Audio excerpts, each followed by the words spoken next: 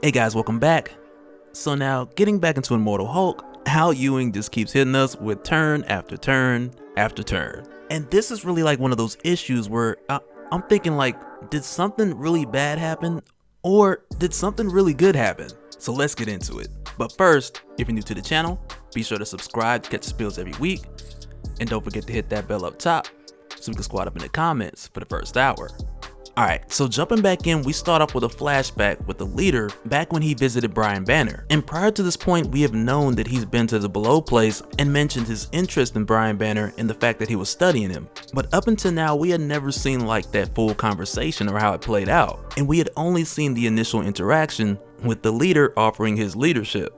But now there's so much more. Because now in this flashback, when we get the full scope of this conversation, we see that the leader directly approached Brian, and it initially has Brian on the how did you get here and why would you want to be here kind of thing. But as it turns out, the leader, he admires the knowledge that Brian Banner has, but he doesn't believe that Brian's goals are set in the right direction, which is where the leadership thing kind of comes in. But also with the leader being able to make his way to the Below place at this point, he also acknowledges that Brian is able to do things at this point in time which the leader hasn't figured out yet, which more specifically are things like influencing other Hulks from the Below place. But also what's interesting is like, aside from Brian Banner not having the same goals as the leader, like within this conversation, the leader also admits that Brian had only gotten so far because he also didn't have the amount of resources that the leader has. Because at the end of the day, if Brian did, he wouldn't be stuck in the Below place. But it's also here where Brian, he doesn't take credit for his ability to influence other Hulks because he lets the leader know that that was the one below all. And the one below all, he needs a host or a mind or a soul to wear like a mask.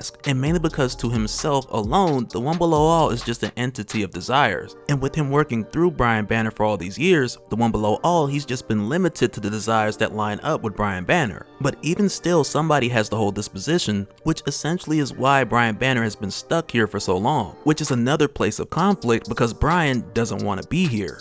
But then it's also here where the leader tells Brian that he wants to take his place, which for Brian sounds too good to be true because for him, he's like, okay, that's perfect. Because with hearing this, he believes like, okay, this is my ticket out of here. But what Brian didn't realize is that the leader, his plan of leading wasn't as pleasurable as Brian would have expected. Because what the leader meant by leading, air quotes, he had actually meant consuming Brian Banner and in that way absorbing all of his knowledge at once, while also using his connection to the one below all, with the benefits that come along but no obligations. And with doing this, the leader makes this deal with the one below all to carry out the desires that the one below all has, because the leader tells him that he essentially wants the same thing. And with seeing this now, like, it really explains why the one below all had allowed the leader to continue to make his way in and out of the Below place without coming after him or seeing him as some type of threat. And it also explained the extra skin laying around that was definitely not sponsored by D-Brand. But in addition to this, now that we know that Brian Banner was consumed by the leader, we now know that this was the extra trick up his sleeve, aside from creating these green doors that the leader had been hiding all this time, and not just for his own reasons, but also fulfilling his deal with the one below all. Because it's here where the leader tells him, like, he knows the one, like his deepest desire is destruction, he wants to be the last remaining presence in the multiverse, and he wants to completely destroy everything until nothing is left but him. And the leader lets him know like he's seen this firsthand. But not only that, he also wants the one below all to achieve this as well. And I gotta say, like, with hearing this, on one hand, you could take the leader at his word, and perhaps he is being completely honest with the one below all, but at the same time, I feel like the leader is just siding with who he knows is gonna win, or at least how he's seen the far future playing out. And really, he's just making this deal until he can figure out a way through science to usurp the position of godhood in the next reality. Man, the villains have been aiming high this year. Goodness.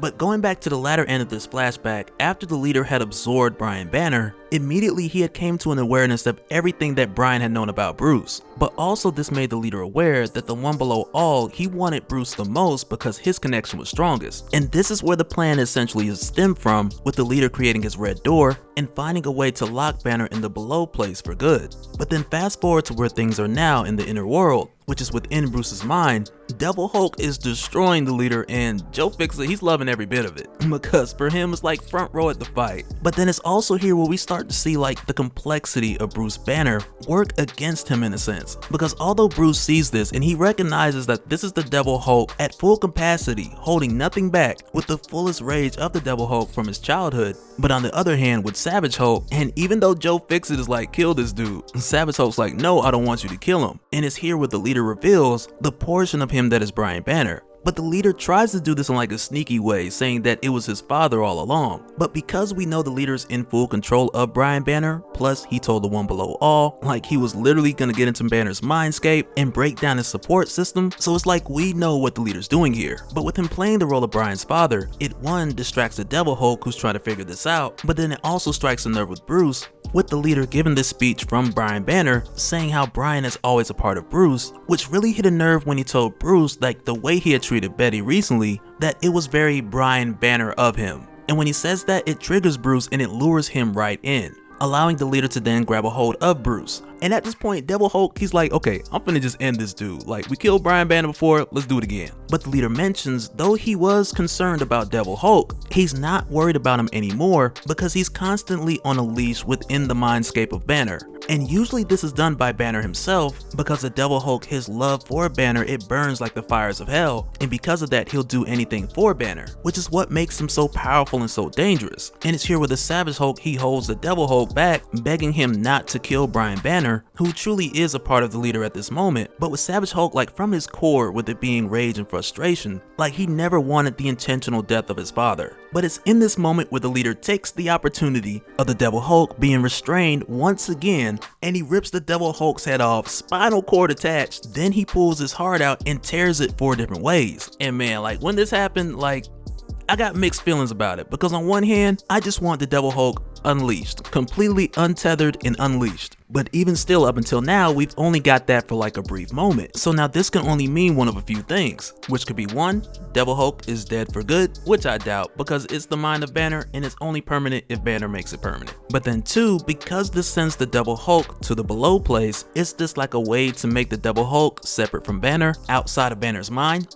But number 3, which I feel like is most unlikely, but I would still love to see, we'll talk about that in just a minute. But after the leader kills the Devil Hulk, he then takes the Banner persona through the green door to the below place. And when this happened, and like Bruce is like yelling for Joe, like don't let him do this. So it's kind of like now he wants Joe to fix it. But at this point, Joe, he don't even know where to start. And even now, like Joe can't get over the fact that Savage Hulk helped the leader do this, albeit unintentional. But nonetheless, Savage Hulk isn't the least bit strategic, and they paid for that in this moment. But after this, we then take a step on the outside of Banner's mind, and we see where his physical body is, which at this moment is at the Alpha Flight space station, where his body's been physically imprisoned because of the incident in Georgeville, Iowa. But even still on the inside, it's a sad situation, because Joe, he's screaming at Savage Hulk like, look what you did, because Devil Hulk's dead and Banner's in the below place. And Savage Hulk is super sad because he knows at the end of the day that he did play his role in this. But then it's here where we jump over to Banner in the below place, where half of his body is kind of tied to the Devil Hulk and surrounded by like 60 different green doors. And it's here where we see the leader has headed into the next stage of his plan,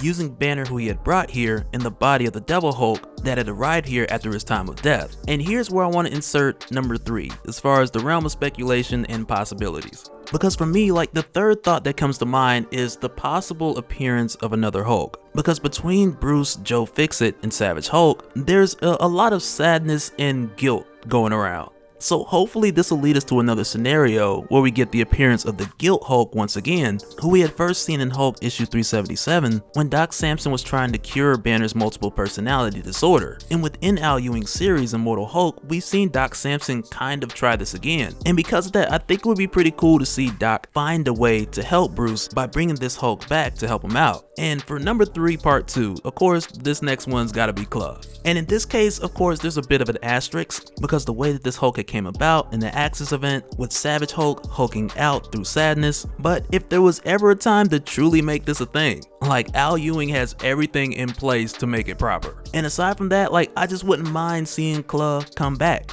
Like he's another Hulk we just don't get much of, or really any of for that matter. So with that, I just think it would be nice for him to take an official seat within the dimensions of the different Hulks within Bruce's mindscape. And so now real quick, I want to give a special shout out to all the Patreons. Thank you guys for all of your support. And for anyone who's new here who wants more information on how to support the channel, I got a link below so we can go to patreon.com/dopespill. But that'll do it for this one, guys. And for the record, I'm still waiting on Glow, Goblin, and Guardian because it's their job within Banner's mind to protect the Savage Hulk. So hopefully they show up sometime soon as well. But that'll do it for this one, guys. Let me know your thoughts down in the comments below, and we'll do it again in the next one. Alright, later.